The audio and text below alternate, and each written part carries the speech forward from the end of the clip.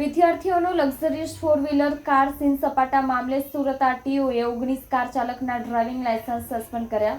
હવે આ કાર ચાલકો આગામી 90 દિવસ સુધી વાહન હંકારી શકશે નહીં। જો વાહન હંકારતા ઝડપાશે તો તેઓની સામે કાયદેસરની કાર્યવાહી કરાશે। તે ઉપરાંત સુરત ડીઈઓએ ફાઉન્ટેન હેડ સ્કૂલને નોટિસ પાઠવીને 2 દિવસમાં જવાબ આપવા માટે કહ્યું હતું। વિદ્યાર્થીઓનો લક્ઝરિયસ ફોર વ્હીલર કાર સીન સપાટા મામલે સુરત આરટીઓએ 19 કાર ચાલકના ડ્રાઇવિંગ લાયસન્સ સસ્પેન્ડ કર્યા। હવે આ કાર ચાલકો આગામી 90 દિવસ સુધી વાહન હંકારી શકશે નહીં। જો વાહન હંકારતા ઝડપાશે તો તેઓની સામે કાયદેસરની કાર્યવાહી કરાશે। તે ઉપરાંત સુરત ડીઈઓએ ફાઉન્ટેન હેડ સ્કૂલને નોટિસ પાઠવીને 2 દિવસમાં જવાબ આપવા માટે કહ્યું હતું।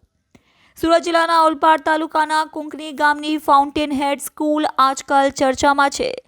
ધોરણ 12ના વિદાય સમારંભ દરમિયાન વિદ્યાર્થીઓએ શાંતિપૂર્ણ વિદાયને બદલે પાવર શો રચવાનો પ્રયાસ કર્યો હતો।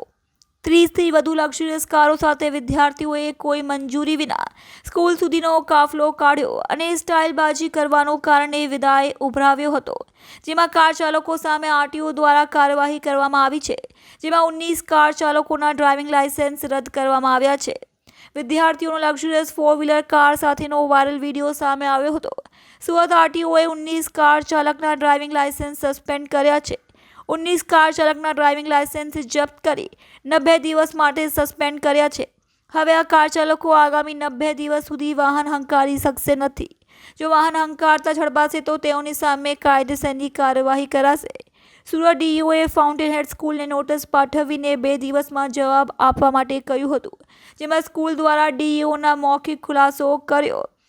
જોકે આ ફેરવેલ પાર્ટીમાં કારનો કાફલો સ્કૂલની બહાર થયો હતો, જેની જાણ અમને હતી નથી। વિડીયો વાયરલ થયા બાદ અમને જાણ થઈ હતી।